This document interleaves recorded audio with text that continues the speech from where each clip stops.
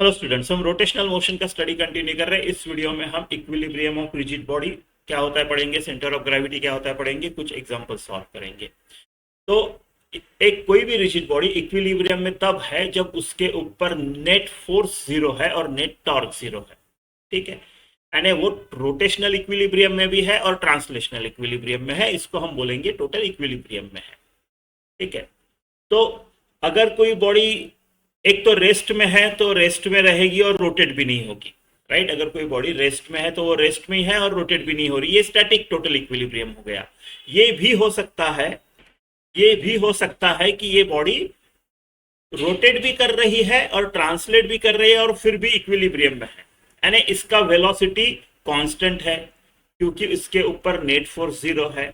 इसका angular velocity constant है क्योंकि उसके ऊपर नेट टॉर्क जीरो है।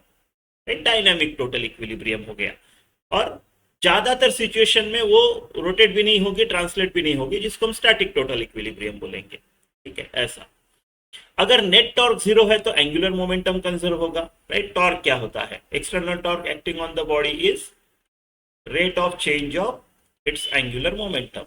अगर टॉर्क जीरो है तो आपका एल कांस्टेंट हो गया ना। सेम, अगर फोर्स कांस्टेंट है तो हम लीनियर मोमेंटम कंजर्व करते हैं, तो टॉर्क कांस्टेंट है तो एंगुलर मोमेंटम कंजर्व करेंगे।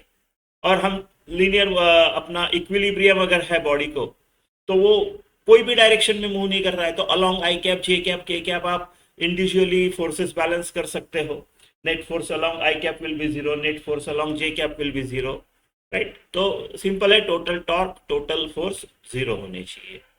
ठीक है, सेंटर ऑफ ग्रेविटी क्या है देखते हैं।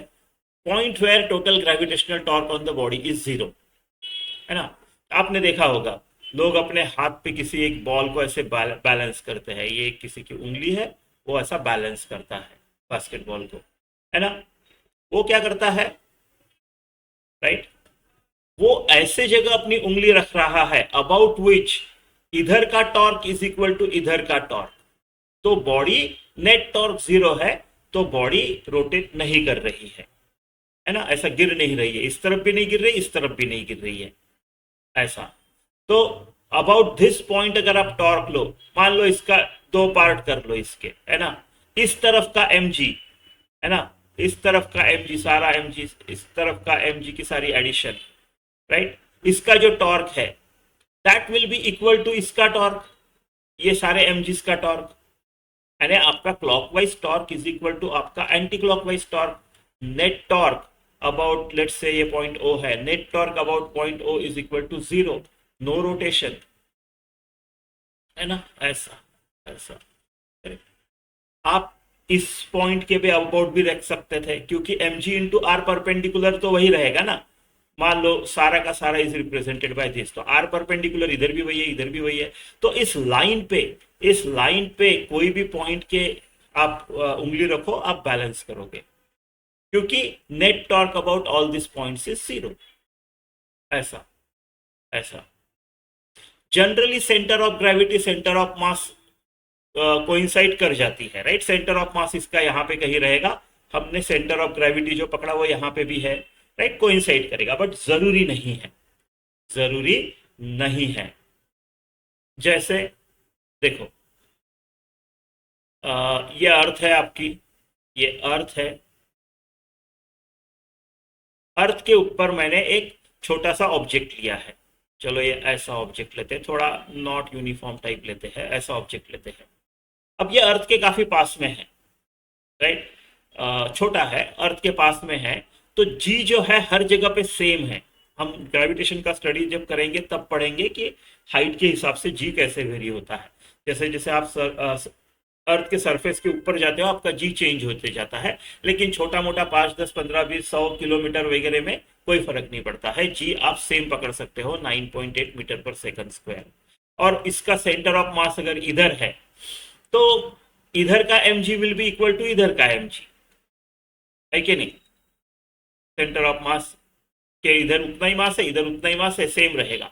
लेकिन यही बॉडी अगर मैं बड़ी लू, ऐसी लू, ऐसी कुछ तो बॉडी है आपकी, ये सेम बॉडी है पकड़ लो, लेकिन अभी उसका साइज बड़ा हो गया है। साइज बड़ा बड़ा हो गया है, ऐसी कुछ तो बॉडी है, राइट। अब इसका सेंटर ऑफ मास इधर कहीं तो होगा अपना, राइट। इधर मास डिस्ट्रीब्यूशन, इधर जितना उधर उतना, सेंटर ऑफ मास यहाँ कहीं तो होगा, राइट। अब क्या मैं यहाँ पे बैलेंस कर सकता हूँ? ये बहुत बड़ी है, ये बहुत बड़ी है, ये ऐसे राइट, ऐसा 100 किलोमीटर या 1000 किलोमीटर वगैरह की बॉडी है, पकड़ लो। अगर ऐसा है, अगर ये 1000 किलोमीटर वगैरह है, बहुत बड़ी है, मान लो 2000 किलोमीटर वगैरह टाइप का है, सब कुछ तो बहुत बड़ा बॉडी है ये। तो अब इधर का जी अलग होगा, जी डैश, और इधर का जी अलग होगा, है ना, क्योंकि ये distance will be more, this distance will be more than this distance, है ना। So X Y, Y is greater than X, तो यहाँ का जी जो है वो कम होगा, यहाँ का जी बड़ा होगा, है ना। तो अभी आपका सेंटर ऑफ मास के अबाउट इसको आप नहीं बोल सकते कि इधर का टॉर्क इज सेम एज इधर का टॉर्क, इधर का टॉर्क इज सेम एज इधर का टॉर्क, नहीं बोल सकते हैं, क्योंकि सेंटर ऑफ मास के अबाउट इधर भी उतना ही मास है, इधर भी उतना ही मास है, लेकिन जी छोटा है ना, जी बड़ा है इधर का और इधर का छोटा है, तो ये वाला एम जी छोटा होगा, है ना, ये एम जी बड़ा होगा, तो आप सेंटर ऑफ मास पे बैलेंस करने जाओगे तो ये इस तरफ झुकेगा, ऐसा इस तरफ रोटेट होगा ये, है ना, ऐसा रोटेट होगा। तो आपको अभी थोड़ा इस तरफ बैलेंस करना पड़ेगा, नेट टॉर्क जीरो वाला लगाना पड़ेगा, इधर का M G dash should be equal to इधर का एम जी, ऐसा लगाना पड़ेगा, तब होगा। तो जनरली होता है, बट कंपलसरी नहीं है। सरफेस ऑफ अर्थ पे, छोटे मोटे बॉडीज पे यू कैन सेफली अज्यूम कि सेंटर ऑफ मास और सेंटर ऑफ ग्रेविटी सेम है। कुछ एग्जांपल्स करते हैं, उससे अच्छे समझ में आ जाएगा। चलो ये क्वेश्चन देखते हैं। A uniform rod of length 200 centimetre and mass 500 gram is balanced on a wedge placed at 40 centimetre mark, right. A mass of 2 kg is suspended from rod at 20 centimeter and another unknown mass m is suspended from at 160 centimeter mark as shown in the figure। ये 0 mark है, ये 20 mark, 40 mark, 160 mark, और ये आपका final 200 वाला mark होगा ये। Find the value of m such that rod is in equilibrium. अगर इक्विलिब्रियम है रॉड, तो फोर्स, नेट फोर्स 0 होना चाहिए, नेट टॉर्क 0 होना चाहिए। मैं टॉर्क अबाउट दिस पॉइंट लू ओ, तो क्या होना चाहिए, इधर का टॉर्क, राइट, इस टाइप का torque should be equal to इस टाइप का torque, clockwise torque should be equal to anti clockwise torque, right, या total torque about point equal to 0 पकड़ लो, साइन कन्वेंशन यूज कर लो, राइट। ठीक है, तो हम जनरली एंटी क्लॉकवाइज को पॉजिटिव लेते हैं, क्लॉकवाइज को निगेटिव लेते हैं।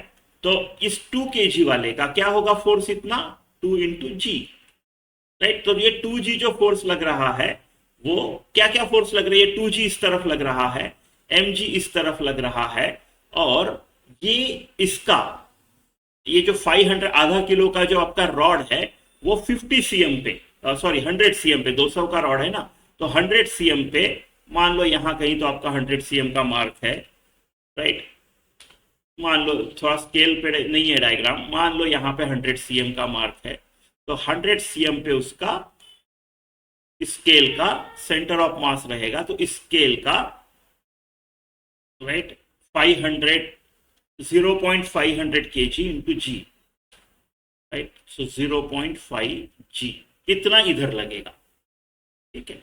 चलो टोटल टॉर्क 0 लेते हैं, राइट। तो ये 2g का कैसे लगेगा, राइट, आर एफ इस तरफ, राइट, ऐसा एंटी क्लॉकवाइज टॉर्क, मैंने एंटी क्लॉकवाइज को पॉजिटिव लेने का डिसाइड किया है, तो 2g इंटू ये डिस्टेंस कितना होगा, 20 पे है और 40 पे अबाउट हम टॉर्क ले रहे हैं, तो 20 right.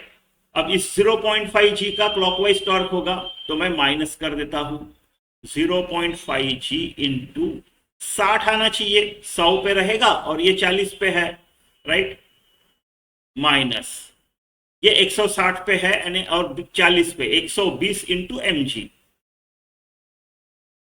This torque should be equal to 0, या फिर मैं बोलू 40g इज इक्वल टू 0.560 यानी 30g प्लस 120 mg, ठीक है। m निकालना है हमको, जी काट लेता हूं हर जगह से, तो 120 m is equal to 10 m is equal to 1/12 kg। तो आपका ऑप्शन 4। चलो ये क्वेश्चन देखते हैं। Root 34 metre long ladder weighing 10 kg leans on a frictionless wall. Its feet rest on floor 3 metre away from the wall as shown in figure. F W R reaction forces of floor and wall. Then उनका ratio क्या है, reaction forces का ratio क्या है, wall वाला और F वाला। तो मैं सारे फोर्सेस निकालता हूं और फिर इक्विलिब्रियम वाला करूंगा। Translational equilibrium, rotational equilibrium, total torque about convenient point 0 and horizontal forces total 0, total vertical forces 0, इस हिसाब से। राइट, फोर्सेस क्या क्या है, तो एक तो mg है इस लैडर का सीधा सीधा ऐसा वर्टिकली डाउनवर्ड्स। ये स्मूथ है वॉल। वॉल अगर स्मूथ है तो यहाँ पे फ्रिक्शन नहीं होगा, सिर्फ यही होगा रिएक्शन फोर्सेस में, एक तो नॉर्मल रिएक्शन और फ्रिक्शन, तो यहाँ पे सिर्फ यही होगा। तो इसको मैं एफ डब्ल्यू बोल देता हूँ, नॉर्मल रिएक्शन ही है। यहाँ पे वैसा नहीं है, यहाँ पे देखो इस स्मूथ है, ये नीचे आने को जाएगा, ये इस तरफ आने को जाएगा, तो ये फ्रिक्शन उसका उल्टा लगेगा। ये फ्रिक्शन भी है और मेरा एक नॉर्मल रिएक्शन भी है। और मेरा जो एफ रहेगा ना, फ्लोर से जो रिएक्शन फोर्स है उसका जो मैग्नीट्यूड रहेगा वो इस फ्रिक्शन का स्क्वायर प्लस नॉर्मल रिएक्शन का स्क्वायर ये रहेगा। ये केयरफुल है, बाकी इजी है। राइट, रिएक्शन फोर्सेस पूछा है, ना ही आपको कांटेक्ट फोर्स टोटल पूछा है, ना ही आपको नॉर्मल रिएक्शन सिर्फ पूछा है, और ना ही आपको फ्रिक्शन पूछा है। दोनों का टोटल वेक्टर एडिशन पूछा है, तो ठीक है। तो ट्रांसलेशनल इक्विलिब्रियम अगर देखा जाए, राइट, तो mg is equal to n, vertical कोई मोशन तो है नहीं और हॉरिजॉन्टल भी मोशन नहीं है, तो fw is equal to f। Right, torque about some convenient point, let's take torque about point p। चलो इसको p बोलते हैं, इसको q बोलते हैं, इसको r बोलते हैं। तो टॉर्क अबाउट p 0 रहेगा, torque about any point on the ladder 0 रहेगा। लैडर किसी भी पॉइंट पे रोटेट नहीं कर रही है, बट अबाउट p भी 0 रहेगा। तो टॉर्क अबाउट p क्या होगा, राइट, एफ डब्ल्यू का कैसे टॉर्क आएगा, क्लॉकवाइज, तो मैं निगेटिव लूंगा उसको, तो F W into, generally clockwise को निगेटिव लेते हैं, एंटी क्लॉकवाइज को पॉजिटिव लेते हैं, तो एफ डब्ल्यू इंटू यहां से perpendicular distance, line of force आपका ऐसा है और ये वाला डिस्टेंस आपका परपेंडिकुलर डिस्टेंस होगा। ये लाइन ऑफ फोर्स, यहां से ये perpendicular distance, which is Q R. Q R, तो अभी क्यू आर कितना होगा, वो होगा ये हाइपोटेनियस का स्क्वायर यानी 34 और 3 का स्क्वायर 9, तो आपका 5 आएगा। ये 5 मीटर आ जाएगा, 25 का रूट 5, 5 एफ डब्ल्यू। mg का ऐसा, mg का क्लॉकवाइज, ये तो एंटी क्लॉकवाइज है, उल्टा कर दिया मैंने, ये एंटी क्लॉकवाइज है और वो क्लॉकवाइज है, तो माइनस mg ये परपेंडिकुलर डिस्टेंस हो गया आपका ये वाला 3 का आधा 1.5।